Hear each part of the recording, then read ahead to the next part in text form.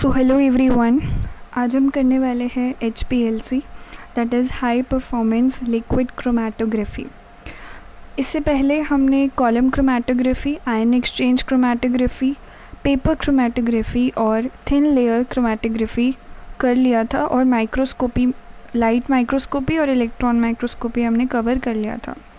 सो अगर आपने नहीं देखा है तो आपको लिंक डिस्क्रिप्शन में मिल जाएगा। सो HPLC क्या होता है? High performance liquid chromatography.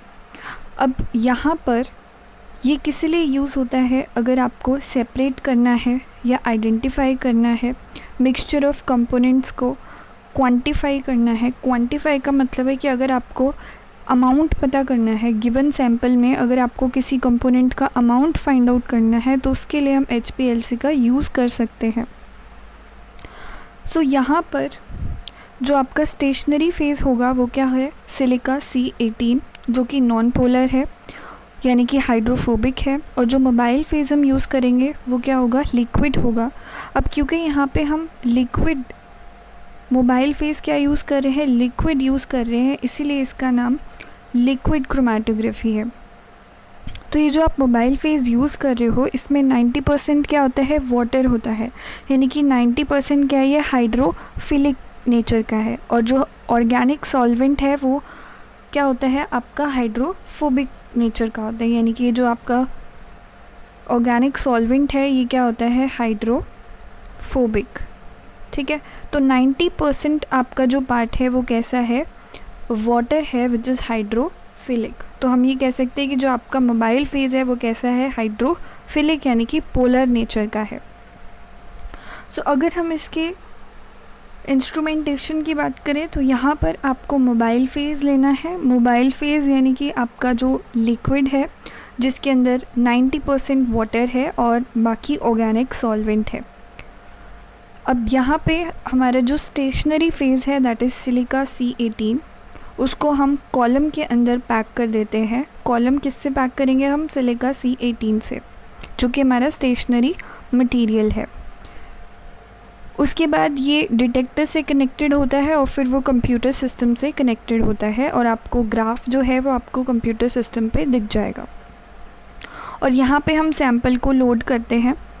सबसे पहला जो स्टेप होता है दैट इज़ इक्विलिब्रेशन। इक्विलिब्रेशन में खाली जो आपका बफर है उसको लोड किया जाता है, ये चेक करने के लिए कि आपका जो सिस्टम है वो पूरी तरीके से परफेक्ट है और आप उस पर सैंपल को लोड कर सकते हो। अब जो सेकंड स्टेप होता है वो होता है कि हम उसमें सैंपल को लोड करते हैं। अब जो आपका सैंपल है वो हो सकता है ब्लड है या कोई बैक्टीरियल टॉक्सिन या फंगल टॉक्सिन, कुछ भी जो आपका सैंपल है, फिर हम उस सैंपल को लोड करेंगे।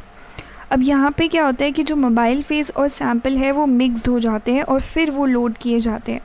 तो यहाँ पे देखो कि जो सैंपल है मोबाइल फेज़ यहाँ से जाएगा और हम फिर जैसे यहाँ से मोबाइल फेज़ जा रहा है तो उसमें हम सैंपल को मिक्स कर देते हैं। तो सैंपल प्लस मोबाइल फेज़ दोनों एक साथ कॉलम के अंदर जाते हैं। दोनों क्या जाएंगे? दोनों एक साथ कॉलम के अंदर लोड होते हैं।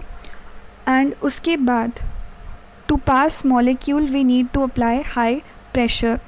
अब उसके बाद आपको यहाँ पे दिख रहा है कलेक्टिंग ट्यूब। अब यहाँ पे जो सेपरेशन होता है ना, सेपरेशन या जो प्यूरिफिकेशन है वो पोलैरिटी के बेसिस पे होता है। पोलैरिटी के बेसिस पर यहाँ पर सेपरेशन होगा। अब जो आपका स्टेशनरी फेज़ था वो क्या था? Non polar. वो क्या था? आपका जो स्टेशनरी फेज़ है वो कैसा है? Non polar. तो जो भी आपके सैंपल में नॉन पोलर यानी कि हाइड्रोफोबिक चीज़ें होंगी वो स्टेशनरी फेज़ के साथ क्या हो जाएंगी? अच्छे तरीके से बाइंड हो जाएंगी, क्योंकि नॉन पोलर वाली के साथ बाइंड होती है। तो नॉन पोलर वाली जो भी आपके पास कंपोनेंट होंगे सैंपल के अंदर वो आपके स्टेशनरी फेज़ के साथ अटैच हो जाएंगे। लेकिन जो मोबाइल फेज़ है वो कैसे आपका?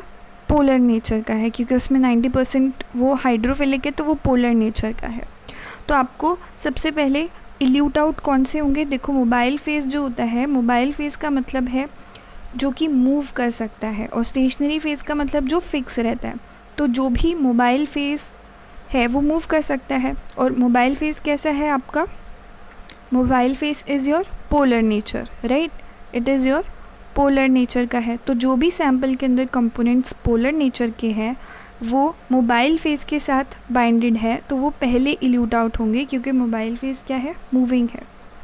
तो वही हमने यहाँ पे लिखा है कि जो हाइड्रोफिलिक कंपोनेंट है वो पहले इल्यूट आउट होते हैं और लास्ट में आपके पास हाइड्रोफोबिक कंपोनेंट इल्यूट आउट होते हैं। तो पहली जो आपकी पीक आएगी वो हाइड्रोफिलिक कंपोनेंट्स की आएगी और दूसरी जो पीक आएगी वो आपकी हाइड्रोफोबिक कंपोनेंट्स की आती है।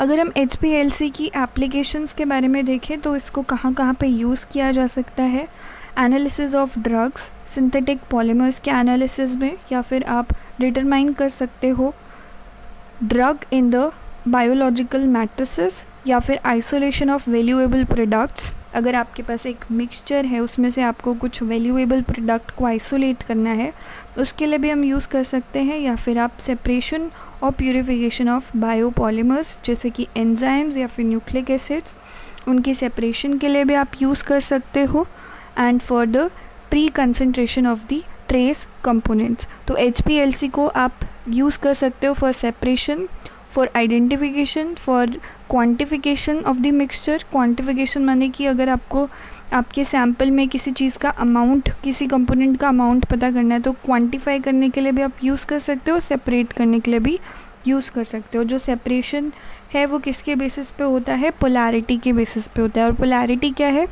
Tendency of the molecule to like और डिसलाइक वाटर। तो जो हाइड्रोफिलिक वाले होते हैं वो पहले इल्यूट आउट होते हैं और जो हाइड्रोफोबिक वाले होते हैं वो बाद में इल्यूट आउट होते हैं। So this is all for today. If you like the video, do share it with your friends and don't forget to subscribe the channel for more updates. Thank you and have a wonderful day.